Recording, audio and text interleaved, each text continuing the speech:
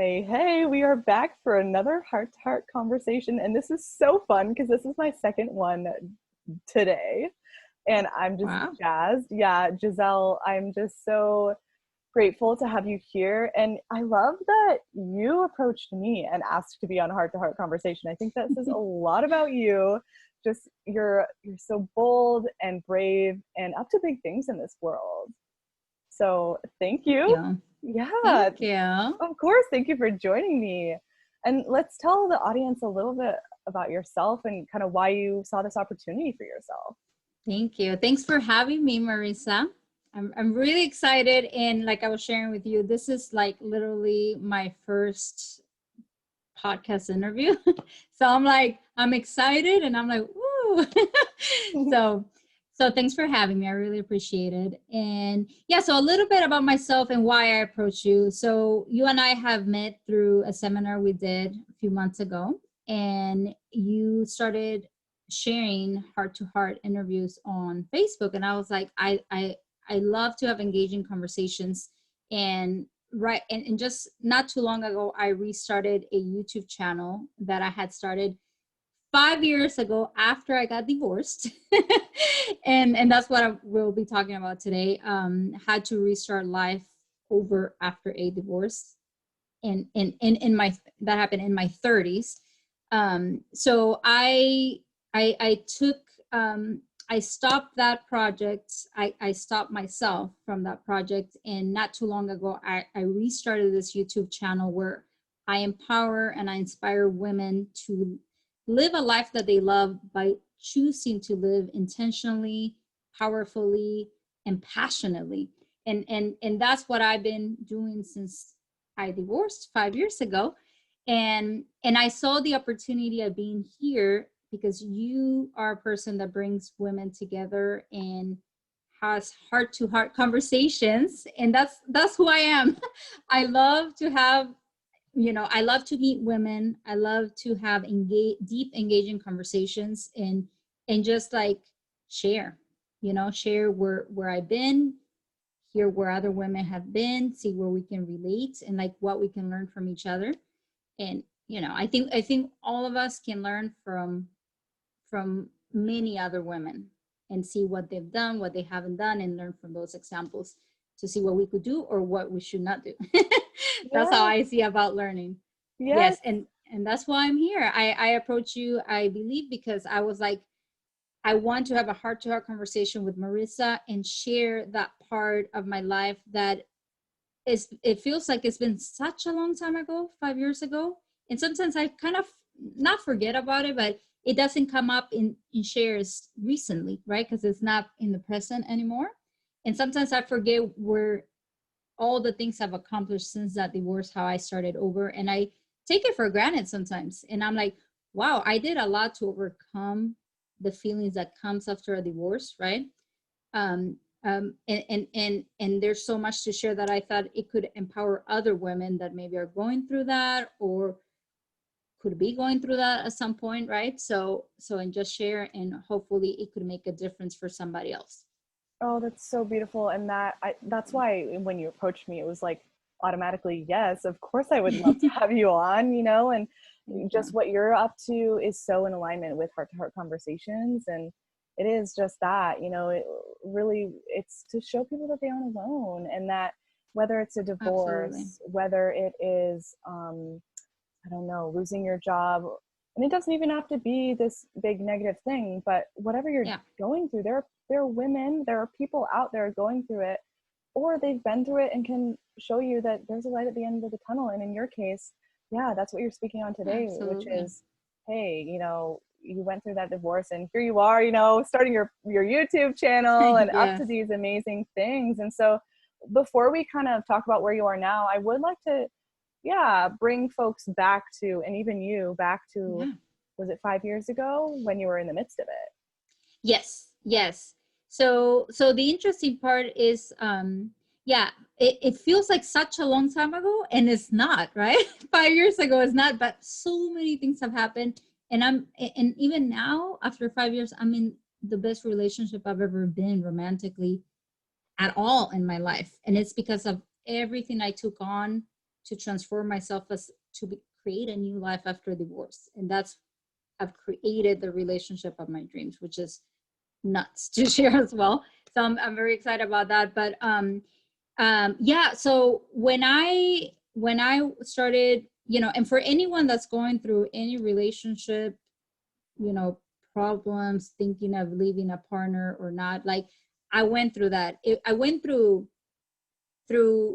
trying to make the decision and the choice of being let's go back a little bit more. So I was married for 8 years, in a relationship for 10 years, all of my 20s. I'm 36 right now. So all of my 20s, 21 years old, got into a relationship, fell in love, you know. I thought he was the man that would be married for the rest of my life. That's why I got married. I never would get married for if I don't see that.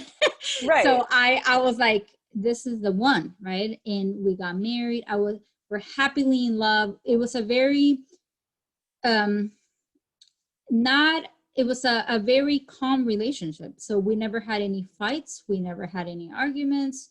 There was none of drama that happens in relationships. We never had, there was no cheating. There was no abuse. There was no name calling. None of that.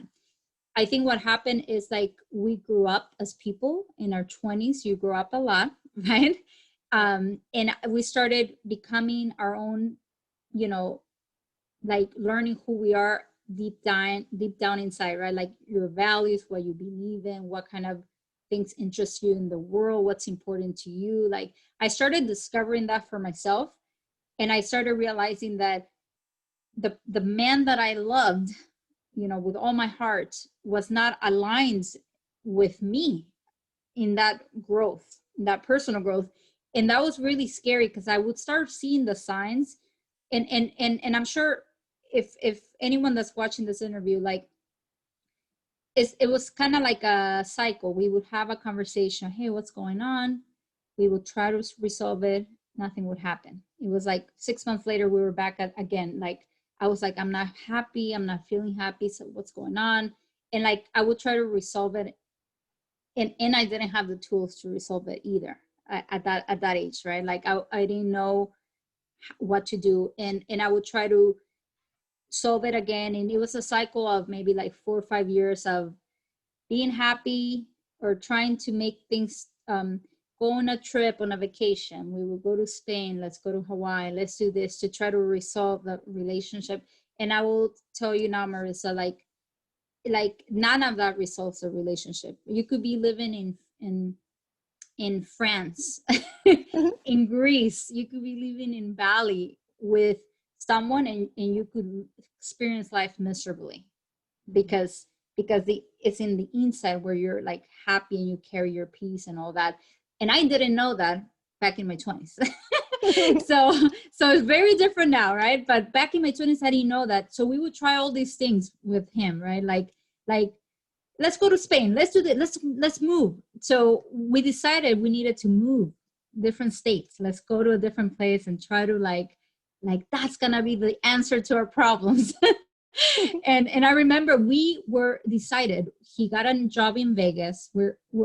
I'm in Seattle, like Marissa, right? So we're here in Seattle. He got a job in Vegas. I sold almost all my stuff, ready to go. I didn't have a car. I sold everything. And then I remember like he was supposed to go first so he could get settled in, right? Get a job, find an apartment, and then I would follow. And then this is December 2014. Okay, so picture before Christmas, and I'm getting he left about 2 weeks before, 3 to 4 weeks earlier than that. And I remember the first sign for me was like, oh, I should be missing my husband, and I don't miss my husband right now. I'm actually very happy to be by myself, to be alone. And I remember sitting there in our apartment, almost empty, right? And I was like, wow, this is not a good sign. I need to be missing my husband. And I remember one of my best friends came to visit me. I think it was around Thanksgiving. And so I'm kind of backtracking a little bit, so I'm all over the place. Apologize. So I it was about November. She came to visit. We went out, you know, girls' night. And I told her, I said, hey girl, I don't miss my husband. Is that, you think that's normal or not? And she's like, I don't think that's normal. Like your husband just left. He's been gone for a few weeks. I would be sad. She said, like, that's kind of, you should look into that. And I was like, okay. You know, I was like, yeah. So then I remember she left, and then I was less distracted. I was by myself again. And I started realizing in that leading up before Christmas, this is like, you know, like the week before Christmas, I'm like, I want divorce. I want a divorce. Wow. Yeah. And I had that realization in my mind. And I was like, oh my God, I want out. I want a divorce. And it was so scary because I loved this man. I loved him. He's an incredible human being. And I knew that long term, for what I wanted to achieve, my purpose in life, like he wasn't the one that would be riding with me till the end of life. I knew that deep down. And it was such a difficult choice, like, to even say that out loud, like, I'm going to ask for a divorce. It was one of the most scariest times of my life. And I remember thinking, okay, should I do it after Christmas? Should I do it before Christmas? Like just debating with myself, right? And I sat down, I said, no, I need to do it like now, like within the next few days, because what's the point of dragging it after Christmas? I can't, I was literally like, you know, like he called me one time, and I remember being really weird on the phone, you know, when you don't share something with someone and you know it's hanging in there. And because I was thinking already about that, and acting very strange on the phone. I was like, no, I cannot do that long term. So I think I called them. I asked for a talk, and I asked like, hey, can we have a quick talk? Can we do FaceTime? And we were literally on FaceTime. And this is again before Christmas. And I told them, you know, hey, like, this is very hard to say, and I want a divorce. I think, and I said, I think I want a divorce, but I knew, you know, but we use those words sometimes to like kid ourselves, right? And I, in that moment, and then I just got quiet, and he was like, what? Like, are you kidding? And I was like, I said, well, don't you think it's obvious based on our relationship? Like, we haven't, you always like arguing about the same thing. It's like a cycle. We're always like happy and then unhappy, and nothing's getting resolved, and you're not willing to go to therapy and stuff like that. And he literally was shocked. He did not expect it. And he told me, please don't do this. And he said, please, can we just separate? Can you take some time to really think this through? And I remember sitting there, I'm like, yeah, I hadn't considered that, you know? And I was like, sure, yeah, we could do that. However, I want time apart, like, meaning no talk, no phones, nothing. I said, like, no communication whatsoever. And I decided that because not because I wanted to start dating other people or none of that. I wanted to be alone with my thoughts and to make sure I was making the right choice, because it wasn't a choice like choosing what restaurant to eat in, you know. It was a big choice in life. So I told him, yeah, I can give you that, you know. And we remained without talking for 4 months, and we were separated, right? So like no communication. And I'd say like those were the toughest 4 months ever as well, because I went through like a roller coaster of emotions, just like, am I making the right choice? Am I not making the right choice? So like whoever's watching this, I can completely relate to making those like hard life choices. It really takes something to actually make the choice, right? And I think for me, one of the biggest reasons why it was so hard, it was like imagining what life would be without the man I thought I would be married to for the rest of my life, and the man that I knew all my 20s and that I loved. Like, I'm like, I cannot fathom life without him in it, right? Like, it was crazy. I was like, how does that even look like? I have no idea. And it was very like nerve-wracking, you know. It was more like I felt like I was so scared of losing him, although it wasn't like contributing to my growth as well to be in that relationship. So weird, right? To like go like that. Through. Yeah. Mm-hmm. Well, I just have to say too, I think it's so interesting because in a previous podcast recording, we were talking about self-love and about how I see at least you making that decision. And I'm not promoting divorce at all, but I'm just saying I Yeah. think you recognize that, oh my gosh, you know, this isn't supporting my highest growth and me stepping into my power and my potential. And so it did take, that was radical self-love to be able to walk Yeah. away from that. And there is fear, I think, of, oh my gosh, so much uncertainty about Yeah. what is my life going to be without this man. Absolutely. Oh, absolutely. I had, because I was like, he's the one I had seen my life till the end of it, right? And I remember I asked this one question.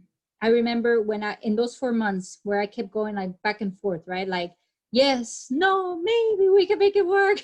Like I was going crazy, right? Those 4 months, like completely emotional roller coaster. Again, no dating anyone else. I was completely like focused on, am I making the right choice? That was my biggest concern for those 4 months. And one day I asked myself this question, which gave me the answer. Like I became very clear, was, Giselle, are you willing to spend the next 50 years with this person? Because I calculated the age that I would pass away. I was like, okay, I'm 30 I think I was 31 years old or 30, yeah, 31, almost 31, because I'm 36 now. So 5 years ago. And I was like, I calculated, okay, if I live till 80 something, the average life, I said, okay, so I have about 50 more years of marriage, right? If you count, if you do the math. And I asked myself, are you willing to be in this relationship, how things are right now with this person for 50 more years of your life? I'm like, nope. I immediately was like, nope, I'm not. I'm not. And that's what gave me like the strength to, to be like, okay, I'm making the right choice. Now I'm gonna now, well, there's a twist in there.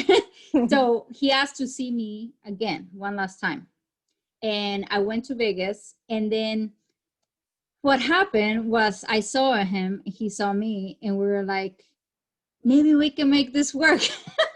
Of course. Right. Of course. So if anyone is watching this and you do that, do not feel bad, because all of us, even if you know what you're doing, you will do it. You will go back to the person that's not serving you, or to the habit, or to the whatever it is holding you back. Sometimes you go back to it. It happens, right? So now that happened, and then we both realized that we were not really working out together. So it became a mutual decision after that, which is very interesting, because then I believe he grew as well in the whole process, which was, really, um, really huge for him, because I think a lot of men do not have these heart-to-heart conversations. Like we're lucky as women to be open and have more circles, and a lot of men don't. And I think he learned a lot, and he realized to, like, for his purpose, maybe this relationship wasn't working as well. So in the end, that's what happened. Now, after that, right? So like we both were like, okay, now we're I think we're done, right? And we had a very amicable conversation. So we said, our goodbyes. We both said that, we had a good marriage, and we enjoyed each other's company. And literally, like, I grew up in my 20s with him. Yeah. Right. And he was a good man. He was not a person, he always worked. He had, provide, like, we had fun. He never cheated or hit me, or mentally abused me, anything. It's like he's a good hearted man, right? We just weren't for each other long term. And we both said those things to each other. We thanked each other for the relationship. And then that was it, though. That was it. Then it was like the end, right? And then I find myself the next day like, okay, now it's like, well, we're processing papers, right? And then once I received the divorce papers, right, it was real. That was like, when I saw those papers, I was like, this is it, like it was like the solution of the marriage, right? Like the Mhm. confirmation that the relationship is legally terminated. And I was like, wow, okay, this is real now. And what happened after that, like I had a lot of fun. I got very distracted. I started dating a younger man, completely opposite of my ex-husband, like tattoos, motorcycle, vegan, completely different. Okay. So like I learned a lot through this person. I think that relationship, I learned a lot because I became more like a bit less like things need to be a certain way in life, like you need to be in this kind of relationship, it needs to be like this, it needs to be an older person. And like all those things went away with this person, right? So I experienced a lot of fun, a lot of new experiences, and I think like a bit of a, I'd say, rebound maybe. I Oh, yes, because I don't know if you've heard this, but after every whenever someone gets divorced, usually there's a rebound relationship after that. And it's basically kind of like, usually it's the opposite of who you were married.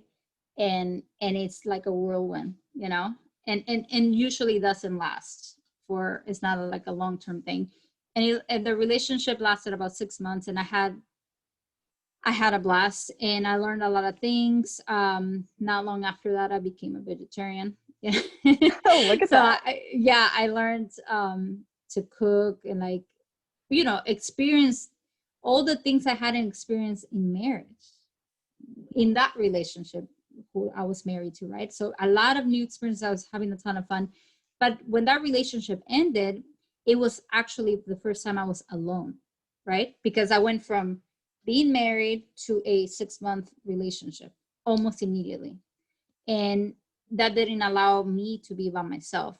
And what happened is when I was by myself, so it was the first time I remember like moving out by myself, and I didn't live by myself either because I was always living, with someone. Like I always had a boyfriend or I had lived with family, and then I got married, and I had never lived alone. And I remember living, like living alone. I was not in a relationship, so I was single now. And I was just there, by myself. And then one day I was like, I guess when you're by yourself, you have more time to be in your own thoughts sometimes, right? In your own head. There's no one distracting you. And that's a good thing, and that's sometimes a bad thing. Because then you can go like all over the place, right? And that's actually what happened as well. Like I was living alone, and then I started one day, I was like, I don't know who am I?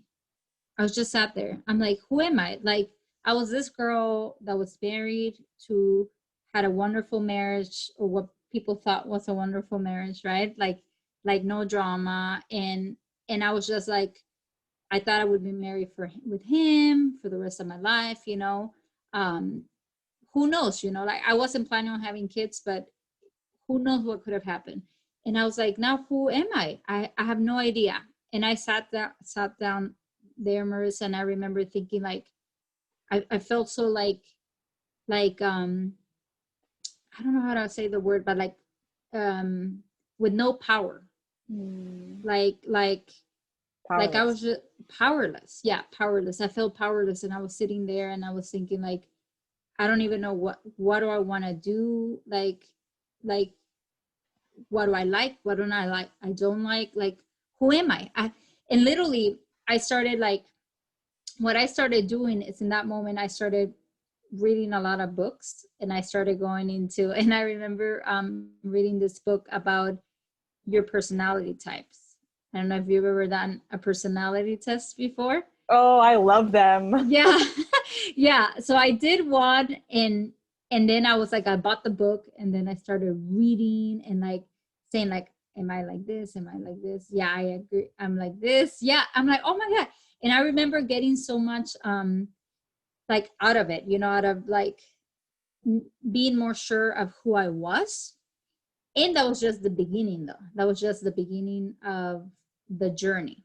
Because like, even though I was discovering so many things, it was also like an open Pandora box, right? Because there's so many things now coming at me I didn't know. And I remember like there were days that, you know, like I started getting I'm a very social person, and I started getting more like antisocial, which is weird for me, right?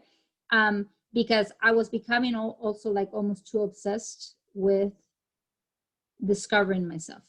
And I don't know if there's like, and I know that may sound weird, right? Like, but there's a point where I became like to the point where instead, there's a point where you start discovering, or you can read a book, and there's a point you have to actually act and go out into the world, right? And actually experience it for yourself and test it out. And I wasn't doing that. I was literally like becoming a hermit and staying in my house. And that started like becoming a problem. And because I started getting like depressed. And usually like I'm not a person that gets depressed easily. If I have a down day, like it'll last like a day or two, but I always find I guess like the power to get out of my head, to have conversations, to call a friend, to watch a comedy show, you know, do anything that will bring me out of any level of, you know, sadness or depression. And however I experience that. And that was really crazy. So some of the things I did to start over, I'd say after divorce, was to get to know who I am. Mm-hmm. To get to know who I am. So that's very important. Like for anyone watching, it's like sometimes when you have an identity tied to somebody else, right? And you thought that would last forever, and then you're not in that relationship, you are gonna feel lost. And that's completely okay. Like there's nothing wrong with you. There's nothing wrong with not knowing who you are as a person, you know, and you can, and you and I know that we can reinvent who we are. We can say who we are and then be that, right? Like no one needs to tell you who, like society doesn't have to tell you whether you're in a relationship, whether you're married, whether you're divorced, right? Whether you're straight, whether you're gay, whether you're, you know, like single or poly, like none of that really matters. It's like who you are as a person and who you choose to be is like, you get to create it, right? But I didn't know that. I didn't know that. So the cool thing is like, one of the first steps is to start digging in there, right? Like I'd say personal development, you know, self-improvement, you know, reading books. Like some of the best books I read are like there's one called, this is a really good one, it's called The Motivation Manifesto by Brendon Burchard. And that book, why that book is like changed my life, is one of the books that changed my life, is because I remember sitting there, and this is after my divorce, right? Sitting there reading this book, and it actually got me to take action. So like I didn't take, you know, like I took little actions. I was very afraid of, of doing things, but it made me get out off my butt and actually take an action, which was sign up for Toastmasters to practice public speaking. Oh my gosh. Yeah. And Yeah. I'm so glad that you talked about that, the taking action, because I did want to point that out of, okay, yeah, you can read all the books, you can do all the self-development, but if you stay in that little world and in your head and in your house, then what good does it do? You're just collecting all of this information, but not putting it into practice. Correct. And then sometimes you get more like almost like exasperated, you know, like you have potential and you're like, I'm not doing anything. And then you can go into that cycle of actually getting depressed and getting sad, which was what started happening to me, right? Like when I stopped taking action and like trying to be by myself and not getting out there, right? And not sharing with others, I started getting depressed. But the moment I started taking action and actually sharing with people, like what was going on, like, oh, I'm doing this. I started posting it on my stories, I started making a post on Instagram. And I know it's social media, maybe, it wasn't like a straight conversation, but it was still me sharing. And it really like brought me out of my head, right? And then people were like, oh my God, good for you. People were so encouraging, right? Like people are always gonna be more encouraging than you think. Because it's like most of us are scared because we think, oh, if we share what we're dealing with, right? If we're vulnerable, right? Like maybe people are gonna not feel it or make fun of us or not understand us. But in reality, it's like you're always sharing for yourself in a way, right? Because not everybody might get it, but the fact that you just shared is like you become like unleashed in a way, right? Because Yeah. the thoughts are out of your head now. Yeah. And I think too, by you sharing and being vulnerable, it's like, yeah, it's for yourself and you become unleashed, but then you give other people permission to do the same. Oh, absolutely. Absolutely. Yeah. And the interesting, what I have found out is that you give permission, and sometimes you may not even know. Like people don't remember to share, oh, thanks to you, I did this. So like, trust me, like if you share, you do make a difference. Always. Like, and it can be with one person or it could be with 1,000 people, right? Like depending like how you're doing, right? Like with this podcast, we may be affecting thousands of people, right? And we may never know how many people exactly. But the fact is like the more you share, the more you get transformed. And in addition, others get transformed. And what I found is like the more I started sharing during that journey, right? It was like some people would, they would open up to me via privately messaging, right? Messenger. Then they would share something and I was like, oh my God, I didn't know you were going through that, right? Like I remember when I shared about my separation with a few friends, and then I started sharing about after divorce. A lot of people were like, oh wow, yeah, I went through divorce as well. I did this as well. Like, oh wow, you're handling it, very well. Or You like, know what it is? I think we're tapping into the fact that because we stay silent about it and we don't share it, that's when the shame and the fear and the guilt, that's when it all bubbles up. And it's by sharing it, we overcome the shame, and maybe not overcome it that first time, but like little by little, you share it and another person's like, me too, I went through the same thing, it's gonna be okay. Yeah, absolutely. And I'd say that's one of the biggest things for starting over. And this conversation is like after divorce, but it can be after anything, right? It can be after a job loss. It can be after the death of a loved one, right? Because there's all of that can, like, I feel like anything can happen in life, right? Like big tragic things that shift your life, right? Those will always happen. It's like almost guaranteed, right? So like if anyone's watching this, listening to this, it's like, know that big things will happen. And then it's like how you react to what happens, right, is what will make the difference, and how the journey will either be transformative or will bring you down, right? So either you will come out ahead or go down, right? And I came very close to going down. That's why I can share this, because I literally started getting depressed, right? And I started getting very depressed. And I remember like, but again, always in the back of my mind thinking like, I need to put myself out there, right? And I was working a job, right? And I remember having to go to work, and I didn't want to go to work because I was feeling sad and depressed, and all that. And I remember I went to work, and I met someone that through what they told me and what they shared with me, they changed my life. But if I wouldn't have gone to work, I wouldn't have had that opportunity to have life change. And what happened was like, I was working this job. I used to work in events and do like beer events and pass out free beer and stuff here in Seattle.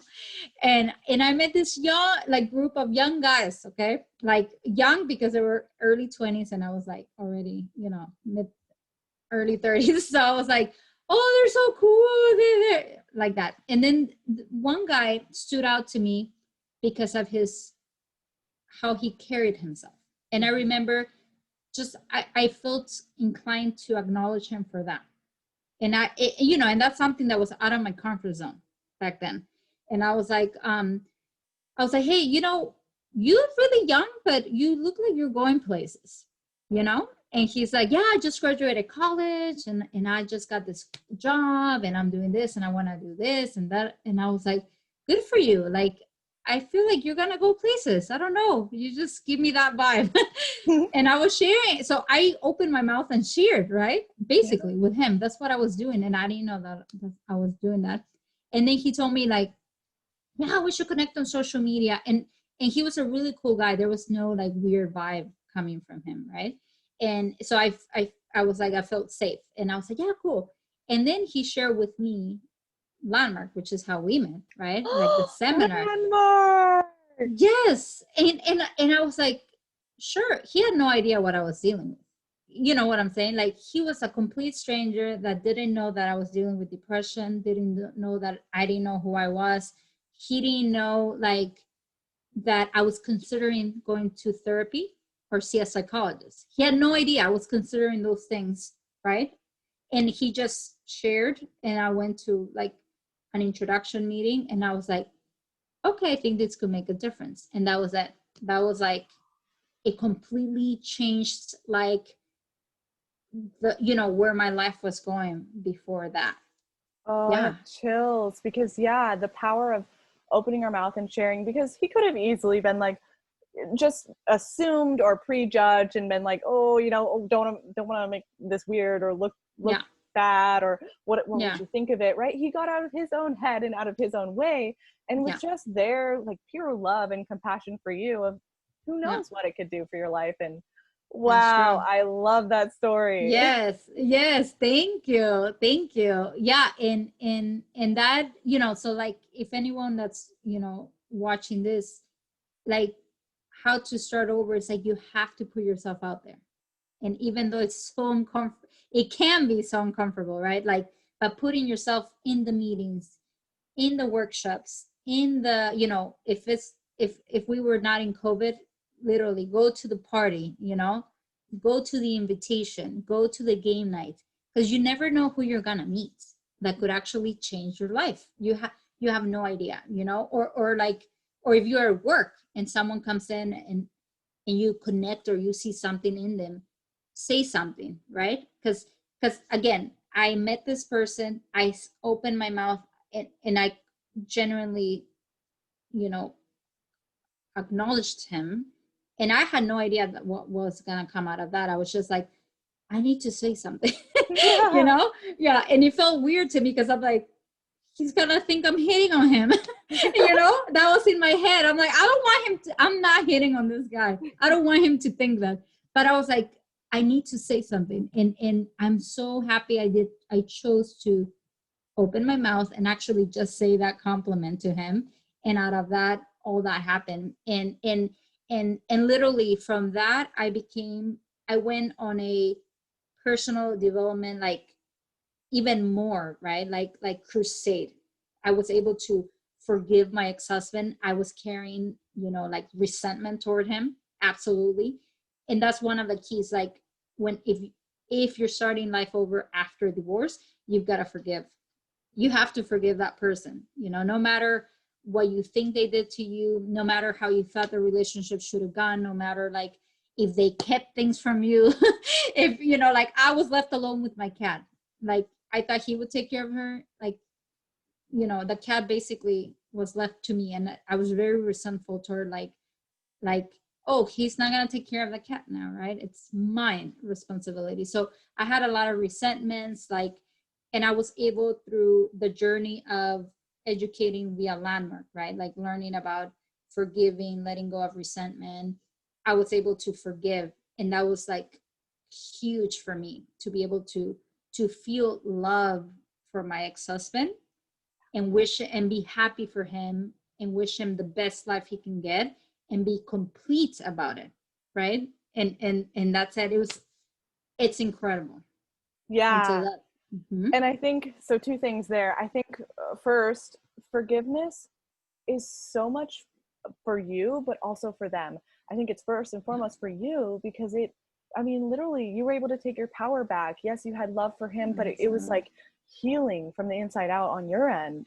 Just Absolutely. no more of those loose ends and that energy just being leaked. And then also, I just want to say too, like Landmark is amazing. It's not the end all be all though, Yeah. right? Oh, that it's just the beginning of many things. You know what I'm saying? Yeah, it's Yeah. a catalyst for growth and Catalyst. self-development.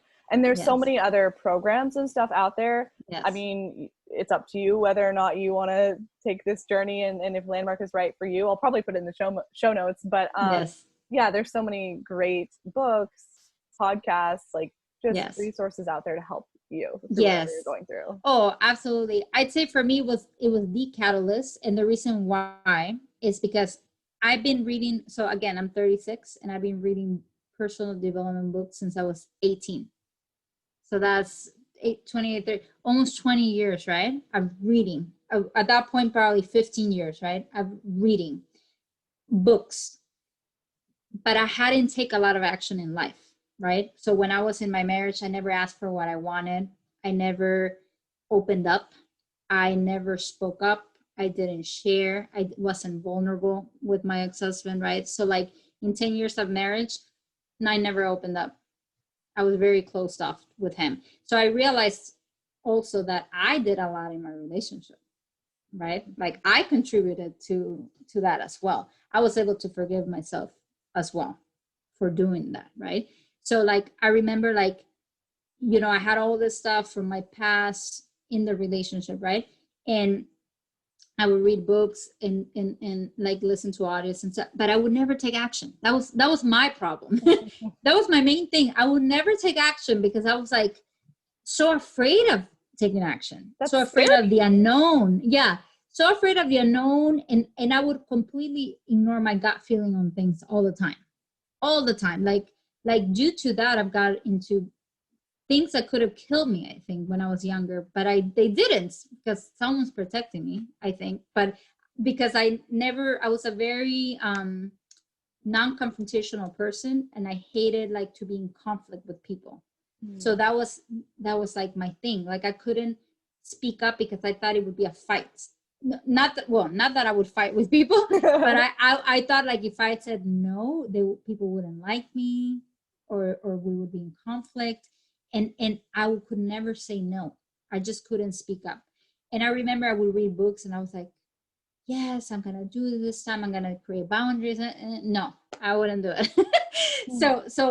So what happened with Landmark, like the reason why, like you said, it is a catalyst is because it was the first time in my life that I took not little action, but huge actions, like huge steps, like calling my ex-husband, literally on the phone, and after a couple years of being divorced, right?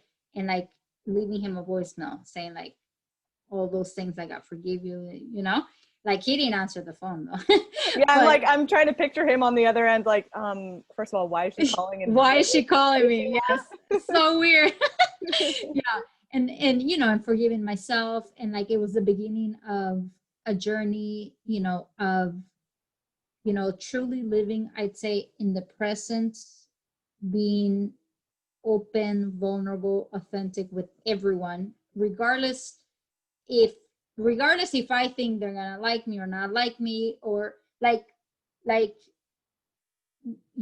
can be more fully self-expressed, I'd Yeah. say, which is huge because I always wanted to be fully self-expressed and I wasn't, and I would never take action on it, and then I would always have regrets after, right? I would be like, oh, I should have spoken up, I should have, I would always do that, right? And like at work I would never raise my hand. I was so afraid of raising my hand. um I was afraid of, yeah, speaking in public. One time I was taking speech class in college and I almost like fainted. I couldn't speak in pub. I could not. I was so afraid. and then Yeah. and then you joined Toastmasters, so I And mean then I joined clearly Toastmasters. something Yeah. big happened. Yes. Yeah. Then I joined Toastmasters. Yeah. And then I stopped, right? Because got so afraid. I was like, I can't do it.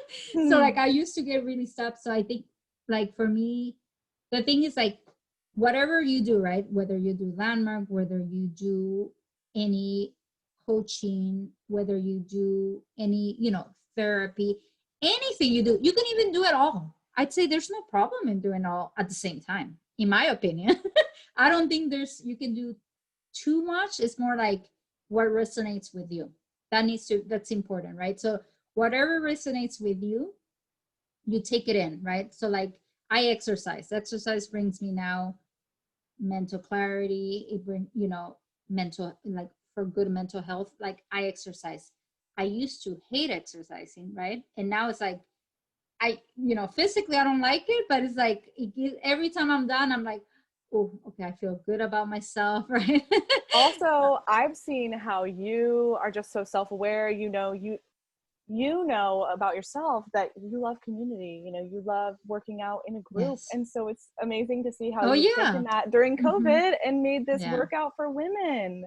Yes. And it's just so inspiring because that's what's going to hold you accountable. It's this beautiful cycle of just women uplifting women, and like moving our bodies. And thanks for bringing that up, Marissa, because that's another key for starting over. Like you have to find your community. You have to find your tribe. You're not alone, and you cannot do it alone either. One huge thing, you have to ask for help. I used to not be able to ask for help. That's another thing. So like you have to, again, open up, be at risk, be vulnerable, and ask for help, right? Like if you're dealing with divorce or anything that's ended, right?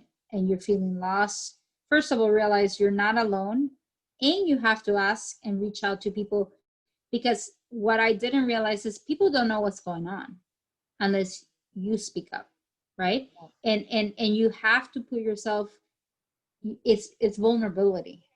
That is vulnerability, right? And like it's putting you, like we're in a position where you feel it's scary, you feel vulnerable, and you have to do that in order to start over, because that's the only way you're going to be able to meet the person that will change your life, or meet the tribe, or meet the group, or take the seminar, right? Or meet the coach that will be with you and coach you throughout the journey. Like you never know until you start reaching out. And that can be, I found out that you find that for me, I would reach out on social media.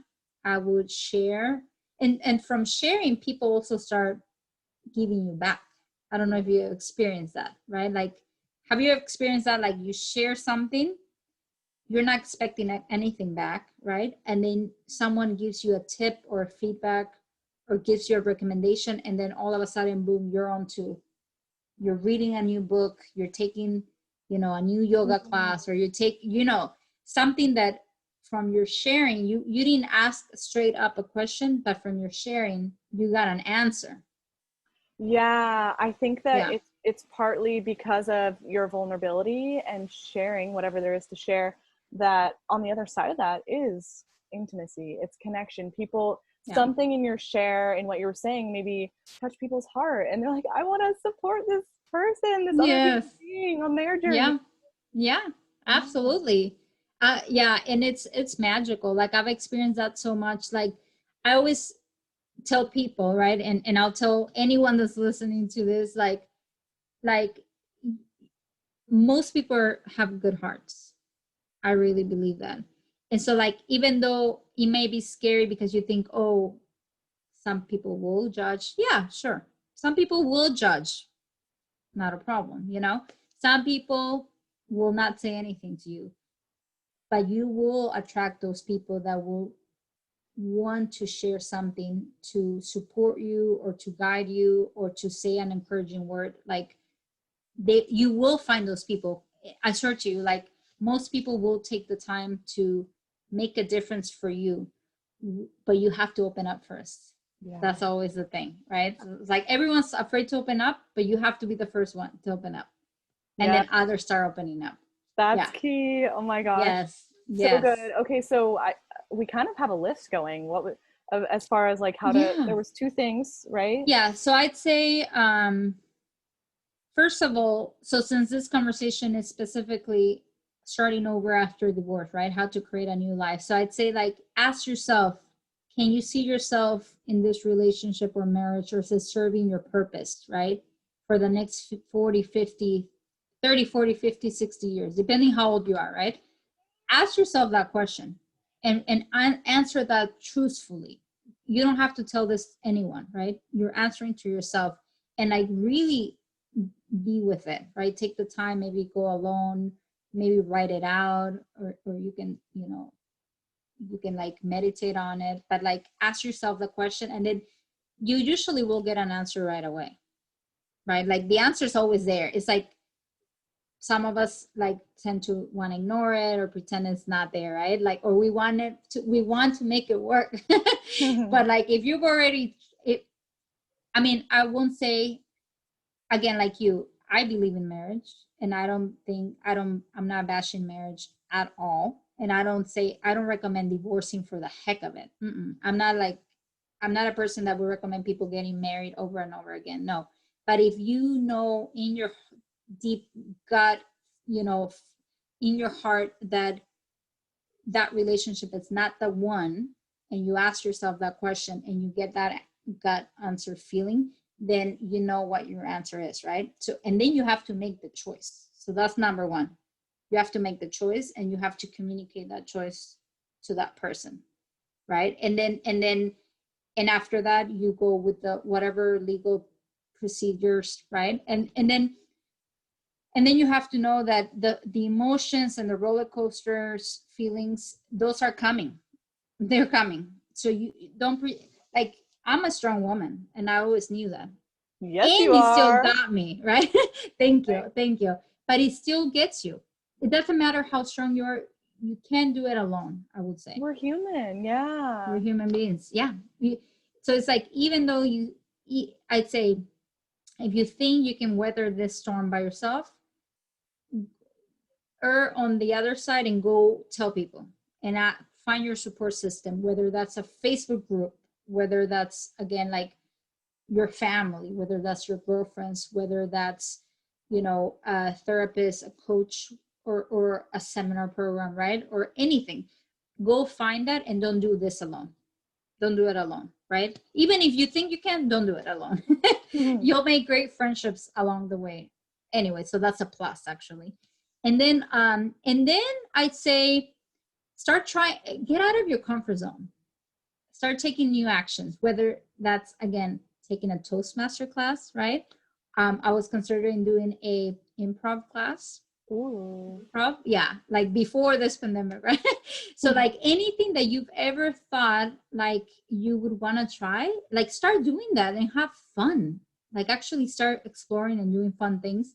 I wrote a bucket list years ago, and I started crossing off a few things of that. You know, after my divorce, I started crossing off things and experiencing life and having like a little more fun, because I was like more serious about things before. Yeah. And that's the worst thing. Like, don't get too, well, obviously I don't mean be reckless, right? But be like, have fun, because none of us get out alive, right? Out of life. Yes. Right? None of us get out alive. Wow. Yeah, none of us do. And sometimes we get very serious, especially when we're like, after a big change in life, we're like, oh, now we're grown up. I'm 36. It's an age. Yes, I feel wise, I feel mature, all that, but I still want to go experience life and have fun. And like, I jumped off an airplane already, that was on my bucket list. Like, I've started doing things that maybe some people would have done in their 20s, but I'm like, I don't care if I'm in my 30s, I'm gonna do it regardless. It doesn't matter. Like, because some women watching this may be divorcing in their 30s and their 40s. I mean, could happen, right? Like, but it doesn't matter. Like, age is just a number, and if there's things that you wanted to do, get them done now. Just get them done and have fun, and remain open to the new relationships you're forming. Yeah. Because one relationship may lead to other relationships, and you make new friends, and then when you're ready for love again, the person will pop up unexpectedly when you're not looking. But first, you have to always be working on yourself as a human being so you can attract that person into your life, right? Yes. And that partner that you're ready to create life with now, as a newly, well, not necessarily newly divorced, but a new life after divorce, right? You're almost like a new person in a way. You're like reborn, right? And you actually get to do things now, almost like you're starting over because you're by yourself, right? And if you're always, I'd say that's probably the last tip. Always be working on who you are as a person and how you're contributing to other people, and always bring more value to others, and don't expect from people, just don't expect, just give, and then the right people will come into your life, and it works. It works. It's proven. It She's a does. living example. Yes. I love this. Oh my gosh. So Yeah. much good content here. And I always like to leave space too at the end for just kind of, if there's maybe something we didn't cover, a question I didn't ask, or just a little tidbit that you would like to leave here while we're on this heart-to-heart conversation. Let me see. Okay, yes. There's a quote that I love by Mark Twain, that every time I'm afraid of something, of trying something new, saying something, restarting my YouTube channel in my 30s, right? Even when people say, "Oh, 30s is too old for YouTube." I don't know if you heard of that, but like, right? Like, you may hear things that you're like, "Oh, maybe I shouldn't do it." No. Always go with this quote that I want to share is, in 20 years from now, will you, how does it go? The Mark Twain quote. I know what you're talking about. Okay. Yes. It goes something like, in 20 years from now, will you regret what you decided, what you're choosing to do now? In 20 years, will you regret it or not? Something like that. But let's look it up. I know, I want to look it up too, because I remember using that quote. Oh, I love it. It's a good go-to. That's partly why I took a gap year in between high school and college, and I was like, yeah, because it's like, you will regret in 20 years from now, you will regret more the things that you don't do versus the things that you do. Yes. Okay. Like here that. It is like that. Hold on one second. The people listening are like, they're like correcting us as they're watching. So that quote is what I want to leave everyone with, because anytime you're self-doubting yourself, right? Like, oh, should I go to that party? Yes, go to the party. You can always go back to your house, right? If you don't like the party. So like, but this is a quote. 20 years from now, you will be more disappointed by the things you did not do than by the ones you did do. So throw off the bowline, sail away from the safe harbor, and catch the trade winds in yourself. I love that quote. That's a quote I live by. Whenever I'm stuck, whenever I'm afraid and stuck, I ask myself that question. Heck yeah. And look at us. I mean, you starting the YouTube channel, me doing this podcast, like, we're doing it. Yeah, because ask yourself, like Marisa, like, for example, you could be like, in 20 years from now, will I be more disappointed if I don't start this podcast than if I do? And then you would have been like, yeah, I'll be disappointed that I didn't start it.